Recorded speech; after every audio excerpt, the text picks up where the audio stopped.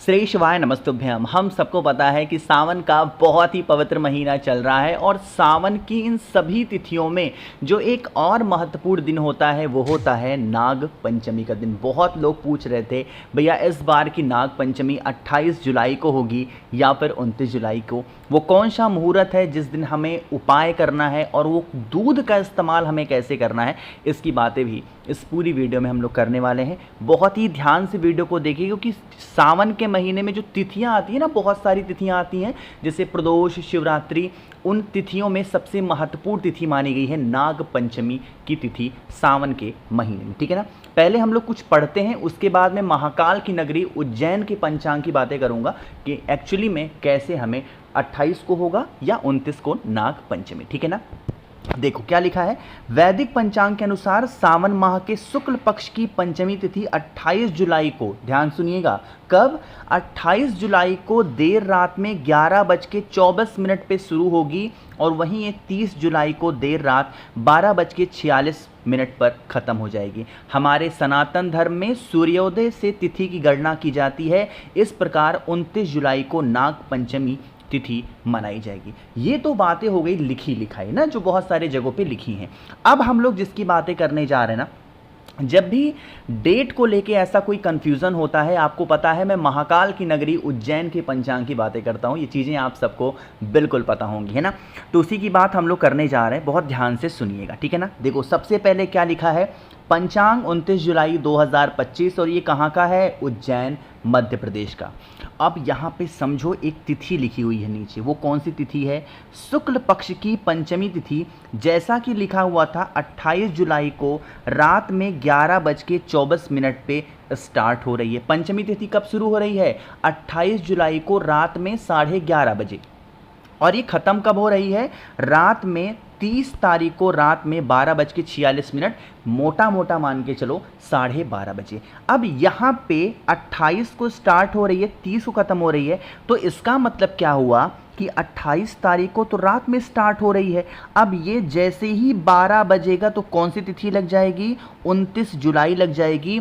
और इसका मतलब 29 जुलाई के समय जिस टाइम पे सूर्य देवता उदय होंगे उस टाइम पे तिथि कौन सी रहेगी, पंचमी तिथि रहेगी। इसका मतलब हमारे हिंदू धर्म, सनातन धर्म के हिसाब से जो भी तिथियां हैं वो सूर्योदय के हिसाब से देखी जाती हैं। तो हमें नाग पंचमी का जो पर्व है, त्यौहार है, वो कब मनाना है, 29 तारीख को मनाना है। ठीक है ना, चीज़ें क्लियर हुई क्या। तो मुझे लगता है कि डेट को लेकर के आप लोग का जो कन्फ्यूज़न होगा वो बिल्कुल दूर हो गया होगा।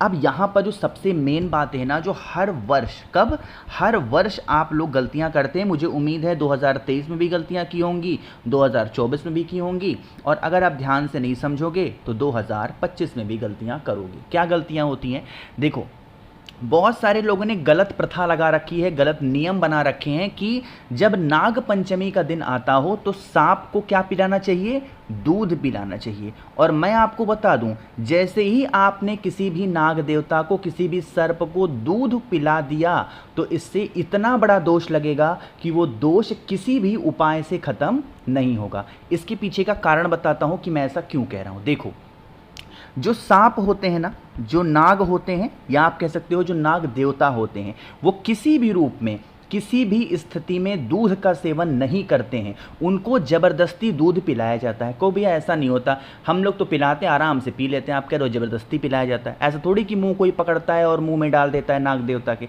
नहीं। लेकिन आपको उसके पीछे की कहानी नहीं पता है। क्या, जो सपेरे होते हैं ना, जो नागों को पकड़ते हैं, जो सांप को पकड़ते हैं, वो क्या करते हैं पता है, जैसे 29 तारीख को आपकी नाग पंचमी है तो वो 25 तारीख से ही उनको कुछ खाने पीने को नहीं देंगे, उनको भूखा रखेंगे। ठीक, जब वो भूखे रहेंगे तो उनको आप चाहे कुछ भी दे दो, आप पानी दोगे तो भी पिएंगे, दूध दोगे तो भी पिएंगे। तो इसीलिए उनको जानते हैं वो कि ये हमारे कमाई का जरिया है, लोग दूध ज़रूर पिलाएंगे। दूध पिलाएंगे आपसे 20 रुपये 50 रुपये हर व्यक्ति से ले लेंगे और वो दूध गट गट गट गट पीते चले जाते हैं।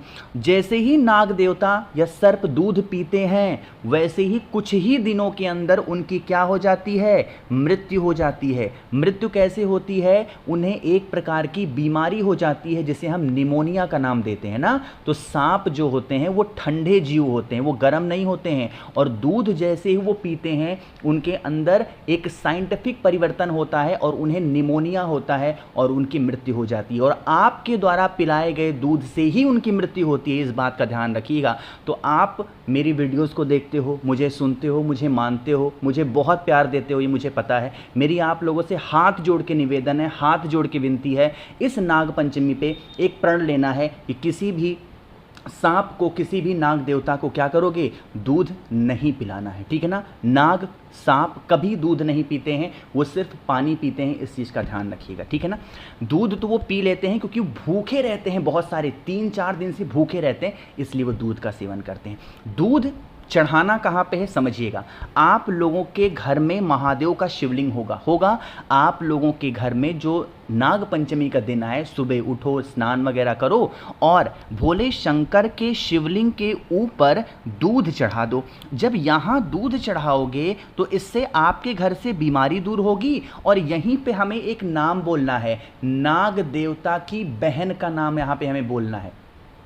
उनका नाम क्या है, जल्दी से बताओ सभी लोग। नाग देवता की बहन का क्या नाम है, वासुकी। क्या नाम है बताओ जल्दी से। वासुकी का स्मरण करते हुए दूध चढ़ाने से हमारे घर में कभी बीमारी प्रवेश नहीं करती। और अगर आपने डायरेक्ट नाग देवता को दूध पिला दिया तो इससे आपके घर में लोग बीमार पड़ने लगेंगे, इस चीज़ का ध्यान रखिएगा, ठीक है ना। चलो आगे बढ़ते हैं कुछ ऐसे उपाय की तरफ जो कि हम सभी को करना चाहिए, लेकिन जल्दी से करिए वीडियो को लाइक। और जिसने अभी तक चैनल को सब्सक्राइब नहीं किया, मेरी आवाज़ आप पहली बार सुन रहे हैं, चैनल को ज़रूर सब्सक्राइब करेंगे, ठीक। देखो आज के टाइम पे ना कैसा देखा गया है कि लोगों के घरों में लोग बहुत ज़्यादा टेंशन में रहते हैं, लोग बहुत ज़्यादा परेशान रहते हैं। आपको अपने घर के उन्हीं परेशानियों को, उन्हीं कष्टों को दूर करने के लिए नाग पंचमी के दिन धतूरे का इस्तेमाल करना होगा, ठीक है ना। मात्र एक धतूरा लेना है, बहुत ज़्यादा आपको लेने की कोई ज़रूरत, कोई आवश्यकता नहीं है, ठीक है ना। एक धतूरा लीजिएगा और चावल का मात्र एक दाना भी लीजिएगा जो कहीं से खंडित ना हो, टूटा ना हो, इस चीज़ का विशेष ध्यान देंगे, है ना। फिर आपके घर में जो महादेव का शिवलिंग हो, या आप मंदिर जा पाते हो तो बहुत अच्छी बात है, नहीं जा पाते हो तो अपने ही घर में फेस रखिएगा उत्तर दिशा, नॉर्थ डायरेक्शन। अब यहाँ पर मेरी बातों को सुनिएगा। आपके पास में धतूरा है ना, उस धतूरे को पहले महादेव के शिवलिंग के ऊपर चढ़ाना। जो कांटे वाला पोर्शन होगा वो आप अपनी तरफ रखना, जो धतूरे की डंडी होगी वो माता अशोक सुंदरी की तरफ रखना। इतना रखने के बाद में अब आपके पास में चावल का एक दाना है। जब उस चावल के एक दाने को धतूरे के ऊपर आप रखोगे तो महादेव से विनती करेंगे, क्या करोगे, हे शिव शंभु, हे भोलेनाथ, हम आपके इस शिवलिंग पे कांटेदार फल, ऐसा शिव महापुराण में लिखा है, धतूरे का नाम बहुत कम जगहों पे है, कांटेदार फल का इस्तेमाल किया गया है, नाम ये दिया गया है कांटेदार फल।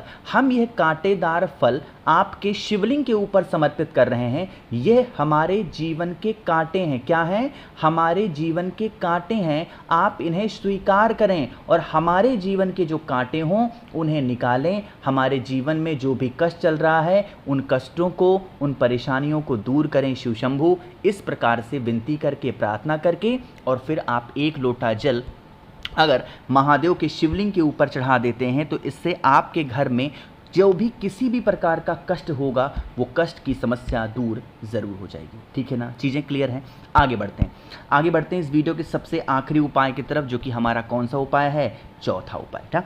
आखिरी उपाय है, बहुत ही ध्यान से सुनिएगा। ये उपाय हम लोग नाग पंचमी के दिन करेंगे अपनी इच्छा को पूरी करने के लिए। सबसे पहला काम करना है, वीडियो को मैक्सिमम जगहों पे शेयर करिएगा ताकि सभी को जानकारी मिल पाए। और इस उपाय के लिए हमें एक बेलपत्र की आवश्यकता पड़ेगी, है ना। आप लोगों ने भी सावन शिवरात्रि पे इत्र का इस्तेमाल किया था और इत्र आपके घर में बचा भी होगा, है ना। बहुत ज़्यादा तो नहीं, बट थोड़ा सा इत्र हमें लेना होगा। और तांबे का लोटा लीजिएगा, जल भरिएगा। अब यहाँ पर हमें क्या करना है, जो इत्र मैंने आपको दिखाया उस इत्र को तांबे के लोटे में ही डाल देना है। फिर से बोल रहा हूँ, क्या करना है, इत्र को तांबे के ही लोटे में जो जल है उसमें डाल देना। महादेव के शिवलिंग के पास पहुँचना होगा, बेल पत्र समर्पित करेंगे भोले शंकर के शिवलिंग के ऊपर, और जो आपके पास में इत्र वाला जल है वो महादेव के शिवलिंग के ऊपर, इसी बेल पत्र के ऊपर अगर आप समर्पित करते हैं, बिल्कुल स्लो मोशन में धीरे धीरे धीरे धीरे करके नीलकंठेश्वर महादेव। यहाँ पर हम सभी को महादेव का एक अलग सा नाम लेना है।